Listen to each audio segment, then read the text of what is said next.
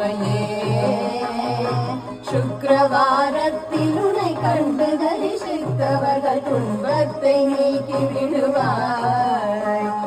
ஜனமே தனியும் தாரம் தன்மையே தொழுபவர்கள் துயரத்தை மாற்றி விடுவாய் ஜகமெல்லாம் உன்மாயை புகழ என்னாலாமோ சிறிய நான் விடாது உண்மை தனா எந்தனை ரட்சிக்க சிறிய கடந்ததம்மா